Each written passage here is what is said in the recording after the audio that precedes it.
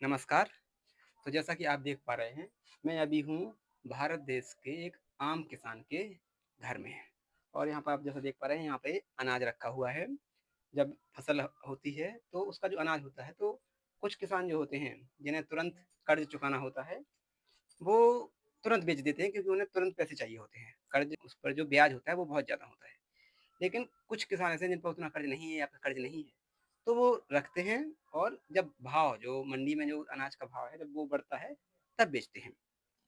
लेकिन अब है क्या कि हमारे यहाँ कोई कोल्ड स्टोरेज की फैसिलिटी तो है नहीं, ऐसी सुविधाएँ तो हैं नहीं कि जहाँ पर हम अपने अनाज को सुरक्षित रख सकें और वो खराब ना हो और कई महीनों तक रखा रहे। तो फिर हमें मतलब किसानों को इस तरह से अपने घर के अंदर ही रखना होता है।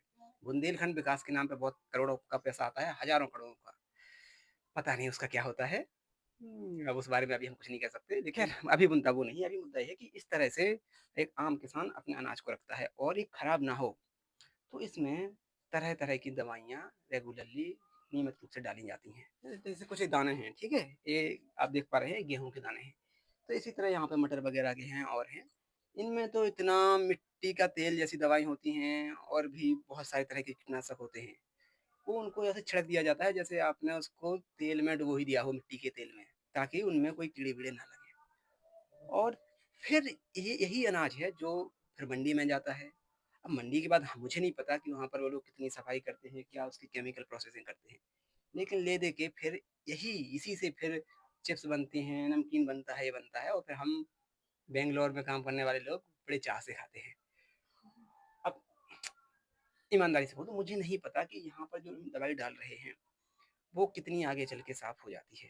लेकिन मैं इतना ज़रूर जानता हूँ कि इस तरह अगर हम ये जो इसमें कीटनाशक डल रहे हैं, अगर वो हमारे पेट के अंदर जा रहे हैं, तो ये हमारे लिए कहीं से भी अच्छा नहीं है। और फिर हम कहते हैं कि अरे! भारत देश में हार्ट अटैक बहुत आ रहे हैं लोगों को, तरह-तरह की बीमारियाँ हो रही हैं। और आपको लगेगा कि अरे! ये कोई किसान जो है आप सोचोगे कि ये जो किसान है, ये कोई धूर्त किस्म का है और ये देखो दवाई डाल रहा है और पापी टाइप का है। नहीं, पापी टाइप का नहीं है। बात ये है कि देखो आम किसान है और उसे अपनी घर गृहस्थी चलानी है, ठीक है? अब अगर उसको अपने अनाज का सही दाम नहीं मिलेगा तो वो रुकेगा, उसको रखना पड़ेगा। और इस चीज़ के बहुत दूरगामी ना केवल परिणाम हैं, बल्कि बहुत एक-दूसरे से जुड़ी हुई चीज़ें हैं। पूरा एक जाल है, एक चीज़ का दूसरी चीज़ से सीधा संबंध है। उदाहरण के लिए अब ये हो सकता है कि कोई किसान हो, जिसके जिसकी 4 बेटियाँ हों। 4 बेटियाँ क्यों? क्योंकि उसको लड़का चाहिए था। तो 4-5 बेटियाँ हो गईं। अब हर बेटी के ब्याह में दहेज देना 10 लाख, 15 लाख, 5 लाख वो। अब उसको पैसा चाहिए, है ना? तो आप देख रहे हैं कि हो सकता है कि कोई आदमी कहीं पर कैंसर से मर रहा है, तो उसका इनडायरेक्ट कारण, परोक्ष कारण ये हो कि किसी किसान को या किसी महिला को बेटा चाहिए था।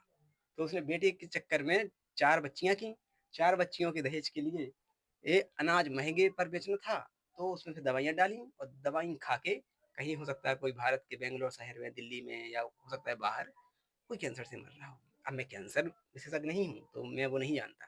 लेकिन इतना तो आप भी मानेंगे कि ये जो दवाइयाँ हैं, जो कीड़ों को ऐसे ही मार देती हैं, अगर वो हमारे शरीर में जा भी रही हैं थोड़ी भी मात्रा में, तो वो नुकसान ही कर रही होंगी। हम ये नहीं कह रहे हैं कि किसान लोग बुरे हैं, नहीं। बात ये है कि जो सामाजिक बुराइयाँ हैं, उनके बहुत सारे पक्ष हैं, है ना? अगर दहेज जैसी प्रथा ना हो, है ना? तो फिर हो सकता है कि इतने पैसों की ज़रूरत ही ना हो। अब चूँकि किसान ज़्यादातर गरीब हैं, तो हम ये भी नहीं कह सकते कि अरे वो ऐसा क्यों कर रहे हैं, वो तो गरीब बन ही रहे। नहीं भाई, अभी भारत के किसानों की हालत बहुत खराब है, तो उन्हें तो पैसे चाहिए, उनकी आर्थिक स्थिति जब तक ठीक नहीं होगी, तब तक बहुत सारी समस्याएँ हैं, उनका कोई समाधान नहीं निकलेगा। लेकिन हम सबका मिल-जुल के काम ये है कि उनकी आर्थिक स्थिति भी ठीक हो, उससे पहले उसके लिए ये ज़रूरी है कि आम आदमी, चाहे वो गाँव का हो, शहर का हो, किसान हो, नौकरी करने वाला हो, धंधा करने वाला हो, वो जागरूक हो।